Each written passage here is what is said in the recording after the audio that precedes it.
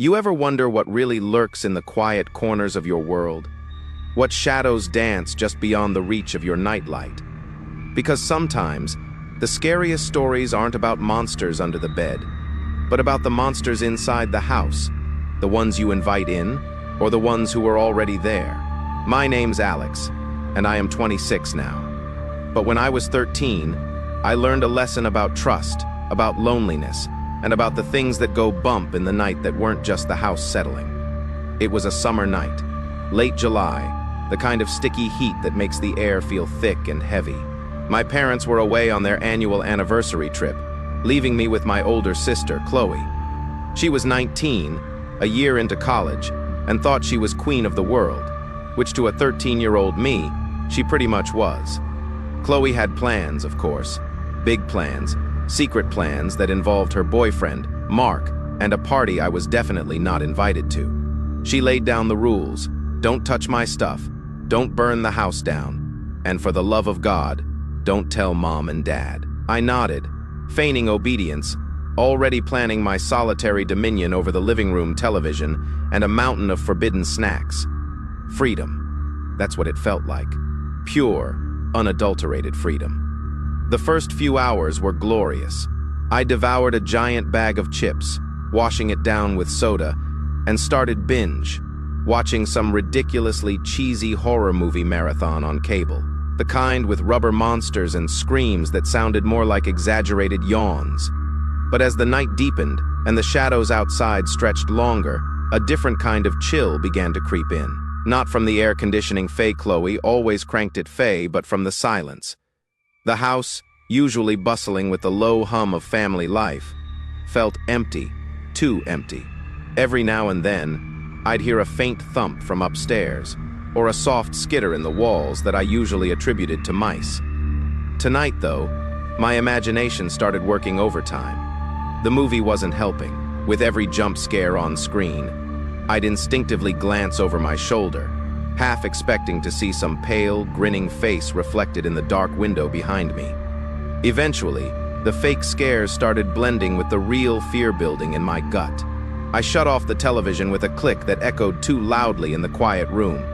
The sudden darkness was disorienting. I stumbled upstairs, practically flying, my heart hammering against my ribs. I practically dove into my bedroom, locking the door behind me with a shaky hand. My phone, a clunky old flip phone, had long since died. No way to text anyone, no way to drown out the silence with music. My only solace was my old Nintendo Ds. I booted up some mindless fantasy RPG, trying to lose myself in the pixelated world, but the quiet hum of the console couldn't mask the growing unease. Hours passed like this, or maybe only minutes. Time warped in the silence. The game felt less like an escape and more like a flimsy shield against the encroaching darkness. Then, I heard it. A faint rattle from the front door, followed by the unmistakable thud of it closing. Chloe! Relief washed over me so powerfully I nearly cried. But that relief quickly curdled into confusion. I heard footsteps, but they weren't Chloe's usual light-footed sprint up the stairs. These were slower, heavier. And they weren't heading for her room. They were moving around downstairs, erratically, scrape, thump, drag. My stomach tightened. Chloe always came straight upstairs. Always. And those sounds, they weren't like someone just taking off their shoes. They were deliberate, too deliberate. I crept to my window, peering through the gap in the curtains.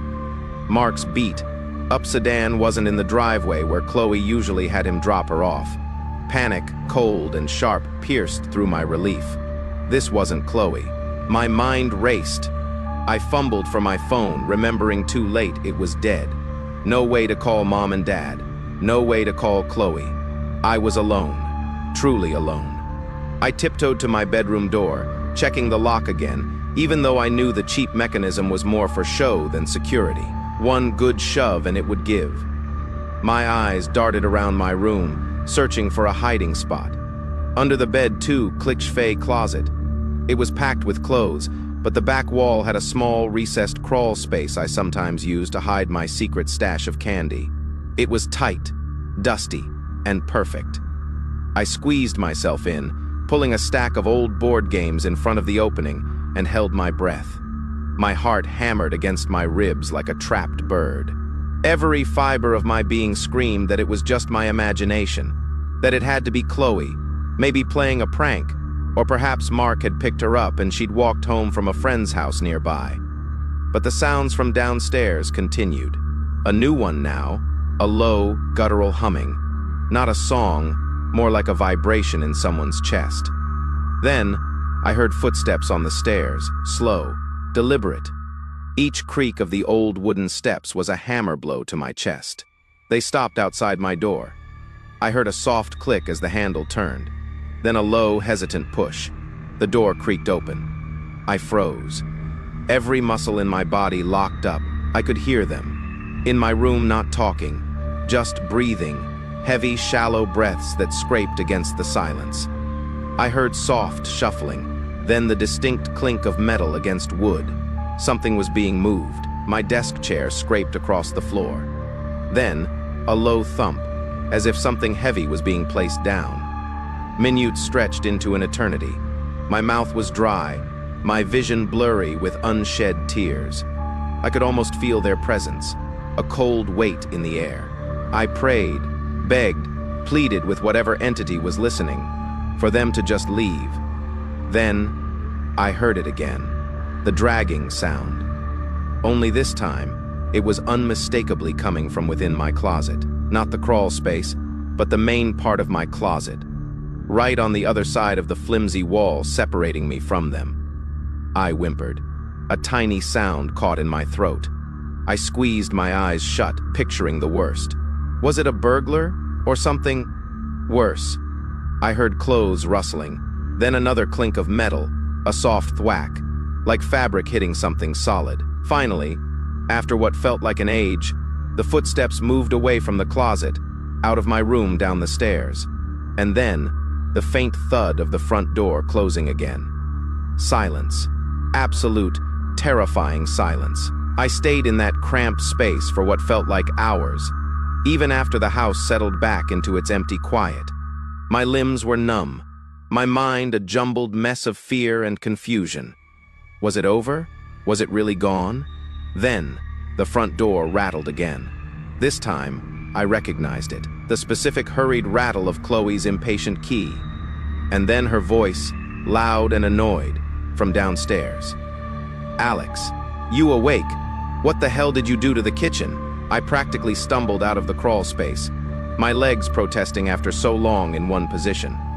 I flew down the stairs, bursting into the kitchen where Chloe stood, hands on her hips, staring at the counter. "What do you mean?" I choked out. "Still shaking," she pointed. "Somebody cleared out all the snack cabinets. And what's this?" She gestured to the kitchen table. My blood ran cold.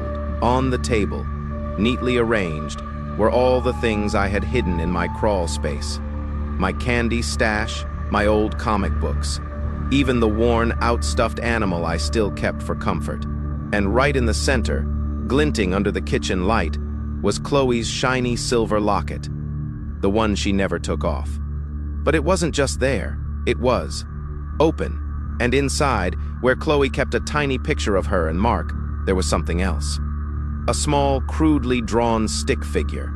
Not a child's drawing. It was too precise. And underneath it, in tiny, almost invisible script, were 3 words. I see Chloe didn't understand. She just yelled at me for touching her locket, for leaving all my junk on the table. But I understood. I remembered the dragging sound in my closet. The way the locket was laid out, it wasn't just a burglar. Someone had been in my room, someone had been in my closet, and they had left me a message. We called the police. Of course, they found a window slightly ajar in the back. A few things missing: some cash from Chloe's purse, a portable speaker. They chalked it up to a petty theft. But I knew someone had been watching me that night. Someone had known exactly where I was hiding, and they had left me a personalized message, a chilling reminder that even in my supposed sanctuary, I wasn't truly alone. I still have nightmares about those words, about that stick figure. And every time I'm home alone, I check that crawl space, just in case. Because sometimes the shadows don't just watch. Sometimes they send you a message, and sometimes the most terrifying monsters are the ones that never really leave.